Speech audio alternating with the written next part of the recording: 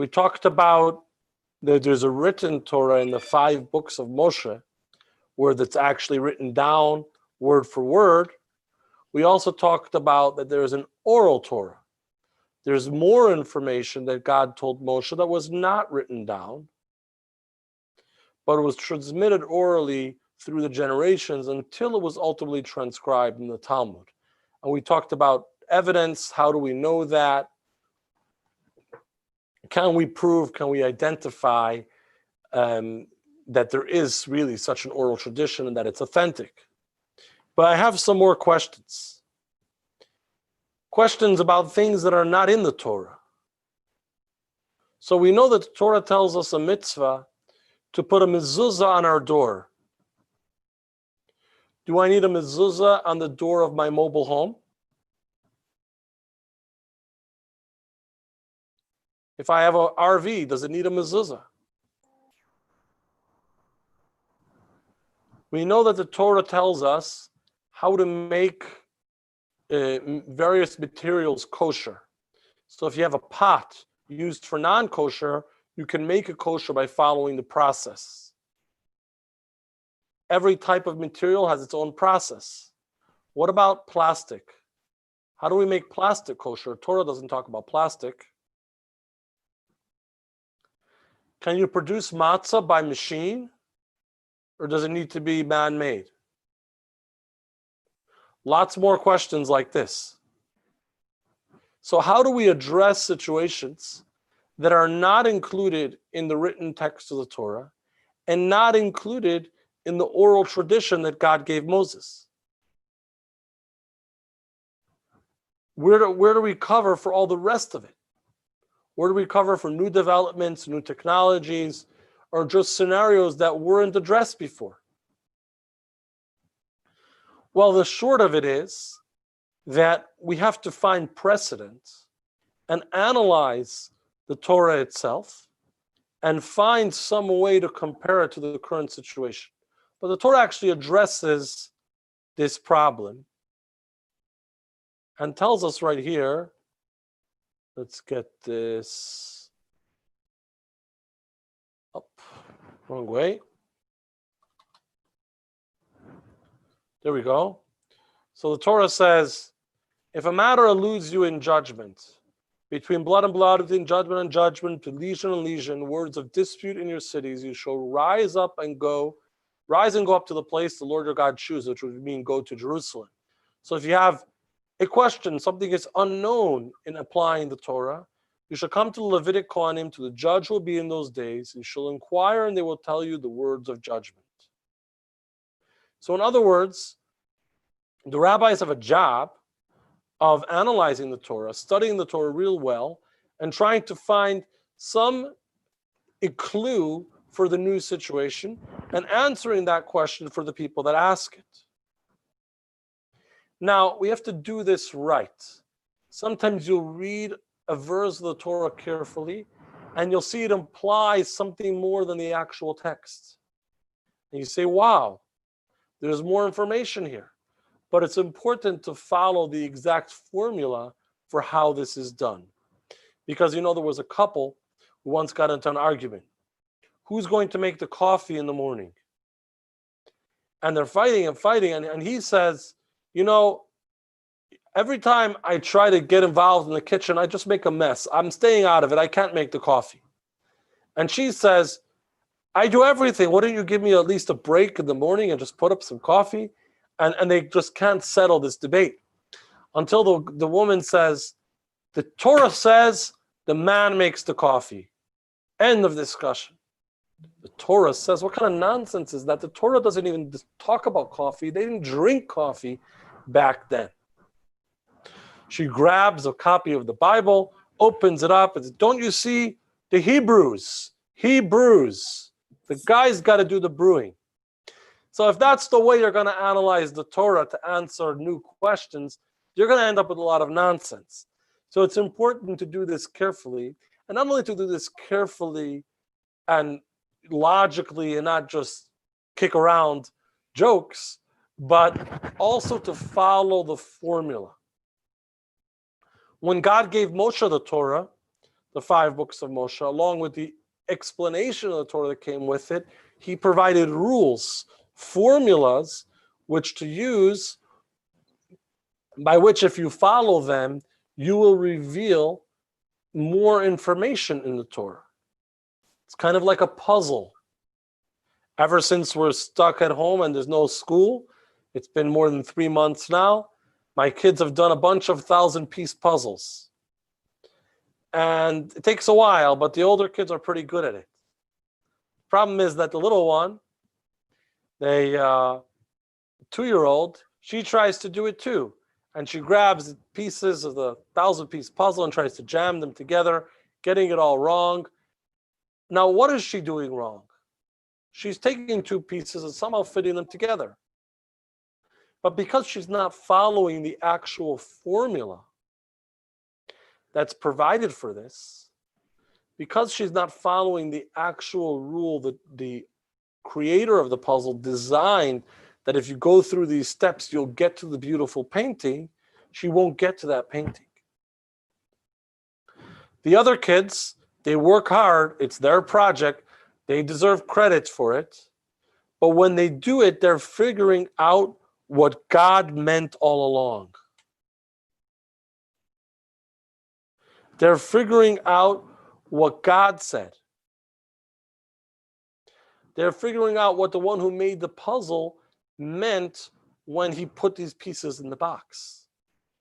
When we study the Torah deeply and properly and carefully, and we follow the formulas, we're not coming up with a new idea whether I think there should be a mezuzah in a mobile home, or I think how to make plastic kosher. We're using our best analysis to figure out what the Torah's intent was for that case that wasn't specified. So in other words, God intended that. He just didn't tell us. He built it into the puzzle. And when we work our way through the puzzle, we can figure that out. So in addition to the written Torah that you have in the scroll and the 5 books of Moses, the printed written words, and in addition to the oral information that God gave to go along with that, there is also new information that rabbis came up with over time and continue to come up with today. But when they do that following the rules, that is actually a part of the Torah itself and a part of God's original intention. But if you pay good, close attention in your study of Torah and fulfilling Jewish practices, you will notice that some of them are not in the Torah at all. Some of them are actually created, legislated by the rabbis. The rabbis instituted that we celebrate Hanukkah, we light the menorah. The Torah never told us to do that. The rabbis instituted that we wash our hands before we eat the bread. The Torah never said so. And many, many other such practices. Does that mean that those mitzvahs are less important? Does that mean that those mitzvahs are not necessary or that I could slack off on them? They're not as special as the Torah itself? Well, the first thing we have to know is that the Torah gives the rabbis the authority to make such legislation. After the verses we read about asking for guidance when you have a new question that hasn't been addressed, the Torah says you shall do according to the word that they tell you from the place the Lord will choose. And then the Torah repeats it. And you shall observe to do according to all they instruct you. Why does the Torah repeat it? The Torah is giving us another mitzvah, another command. Follow the words of the rabbis also when they legislate a new practice that's not included in the Torah itself.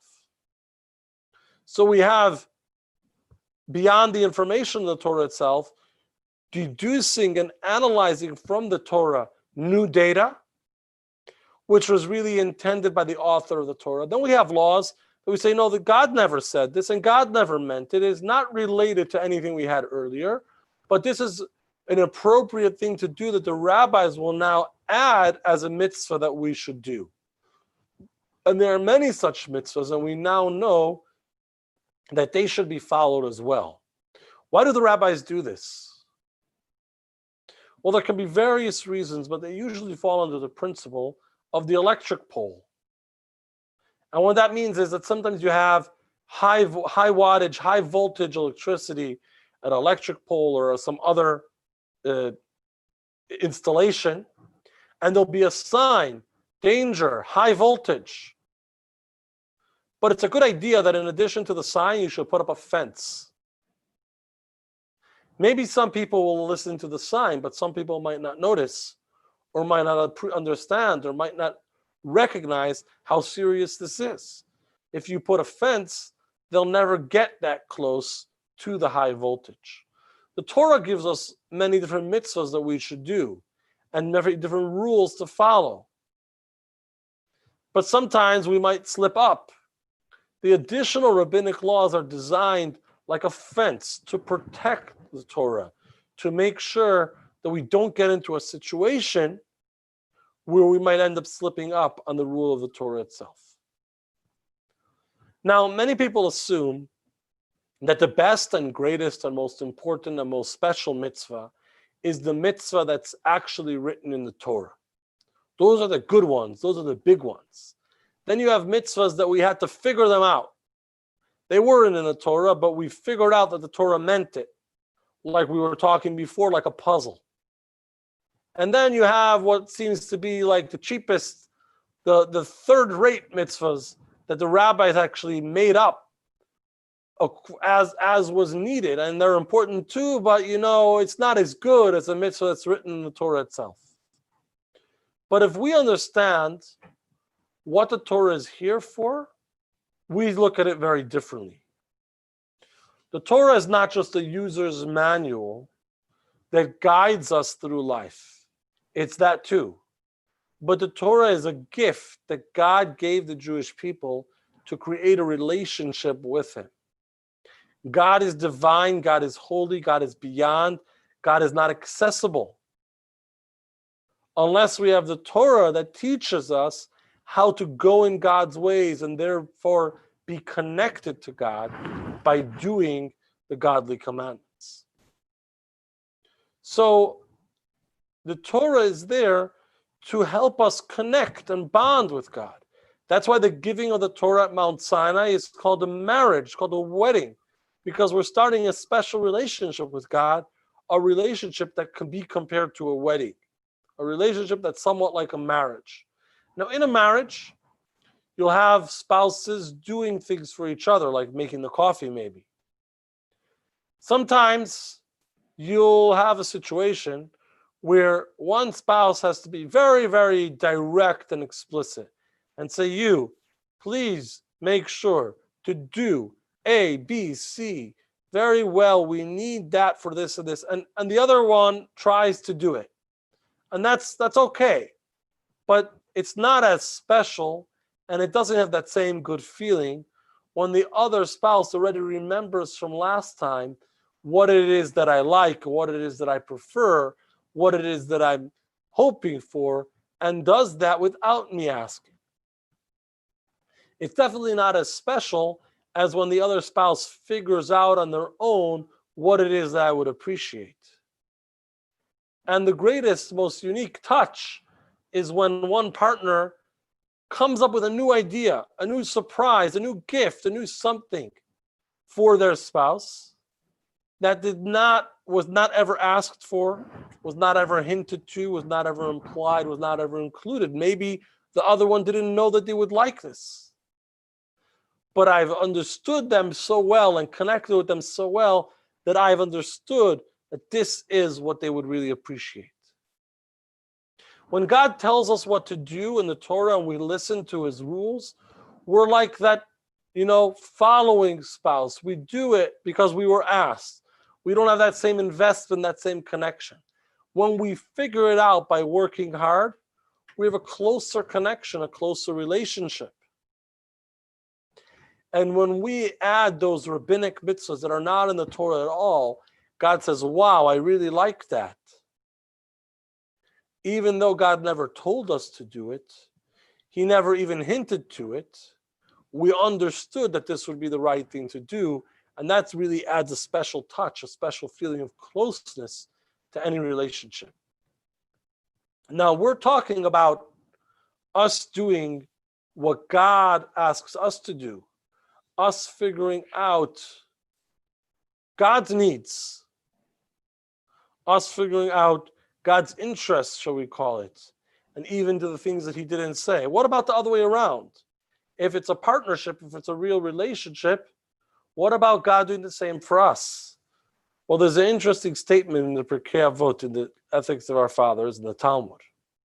He would also say, make that his will should be your will, which you could possibly translate this as saying, make the will of God be your own. Be intuitive, be appreciative, be understanding to what God desires, and do your best to fulfill, like that loving partner, so that he should make your will to be as his will. And then God does the same for us. He makes our desires be his desire. And even, I would say, when we don't know exactly what those desires are. So next time you have a mitzvah that seems less important, it might be a rabbinic mitzvah, it might be a mitzvah that seems less significant, it might be a mitzvah that seems somehow less critical, and you think, it's okay if I miss this one. Let's think about our relationship with God. And let's think about how this mitzvah means an opportunity to connect to God, and to connect to God in a way maybe that he didn't even directly ask for, but we had to figure it out. And that's something that's especially appreciated. And then we hope and pray that God does the same for us, like we just read. Yes, Linda? Yeah, this is what we, a few weeks back, we were reading something to the extent, give what is his to him for you. And that's what you similar. Put up is another way of expressing that. Yes, very well said. Thank you. Yes, so we talked about giving God his own, and that's also ours. And here we're saying, make God's will your will, and he'll also do the reverse. So let's try to do those mitzvahs and bond with God in that way, so that God makes our will his. And we live in a time when things that we used to take for granted are not necessarily taken for granted anymore. Each in their own way. For some people, it's their job. For some people, it's their health.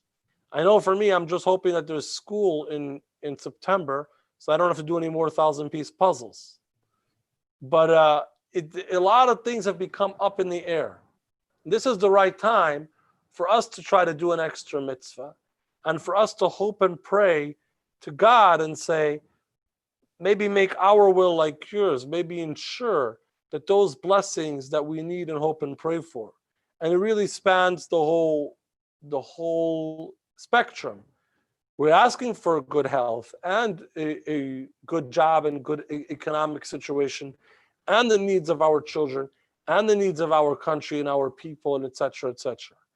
And essentially, we're asking for the coming of Mashiach, for the better time that includes all those good things, and includes the solution to all the problems that may have come up. So when we do that additional mitzvah, and we bond with God in that way, we're also hoping, and we can be confident that God will also incorporate our desire in that same way, even covering for those things that we don't know are best for us. Any questions? Any comments? Any thoughts? So I just want to welcome everybody back. Some of you have been missing for some classes. And those of you who that's been a health issue, I'm going to wish continued good health. And we will see you on Thursday for the next section of Talmudic Wisdom for Life. We're going to talk about the key to equality. the key to equality. Everyone is talking about equality, and everyone is talking about the police. Well, we're going to talk about them both. And we're not going to be political, but we are going to be insightful. So please join us on Thursday, same time, same place, here on Zoom or on Facebook and YouTube at the same pages. We will see you then. Have a wonderful evening. Thank you. You too. Thank you, Rebbe. Bye-bye. Thank you. Good night. Good night.